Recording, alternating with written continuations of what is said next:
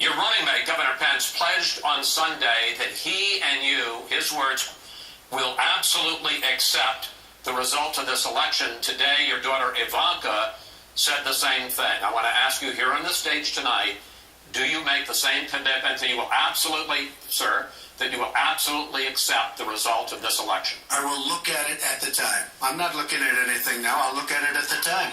What I've seen is so bad. First of all, the media is so dishonest and so corrupt, and the pile-on is so amazing. The New York Times actually wrote an article about it that they don't even care. It's so dishonest, and they've poisoned the minds of the voters. But unfortunately for them, I think the voters are seeing through it. I think they're going to see through it. We'll find out on November 8th, but I think they're going to see through it. But, sir, there's if you look, excuse me, Chris, if you look at your voter rolls, you will see millions of people that are registered to vote. Millions. This isn't coming from me. This is coming from Pew Report and other places. Millions of people that are registered to vote that shouldn't be registered to vote. So, let me just give you one other thing. So I talk about the corrupt media. I talk about the millions of people. Tell you one other thing. She shouldn't be allowed to run. She's guilty of a very, very serious crime. She should not be allowed to run.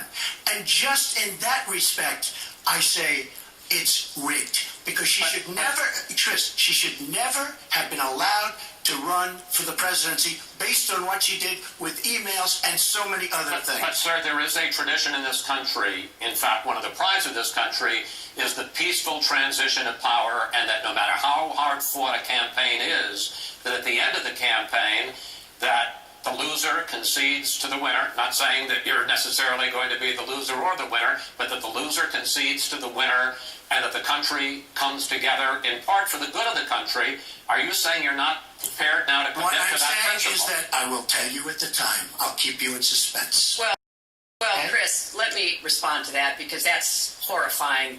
You know, every time Donald thinks things are not going in his direction, he claims whatever it is rigged against him.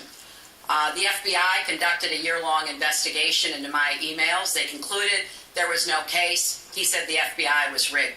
He lost the Iowa caucus. He lost the Wisconsin primary. He said the Republican primary was rigged against him. Then Trump University gets sued for fraud and racketeering. He claims the court system and the federal judge is rigged against him. There was even a time when he didn't get an Emmy for his TV program 3 years in a row, and he started tweeting that the Emmys were rigged against him. Should have gotten it. This is a mindset. This is how Donald thinks. And it's funny, but it's also really troubling. Okay. You know, that is not the way our democracy works. We've been around for 240 years. We've had free and fair elections. We've accepted the outcomes when we may not have liked them.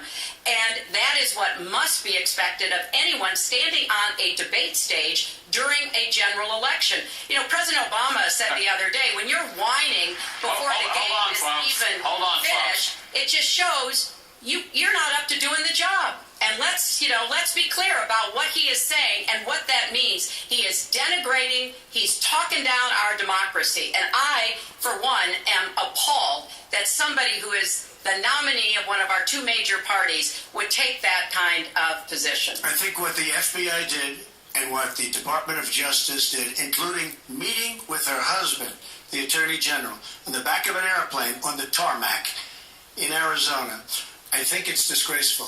I think it's a disgrace. All right. I think we've never had a situation so bad. Hold on, folks.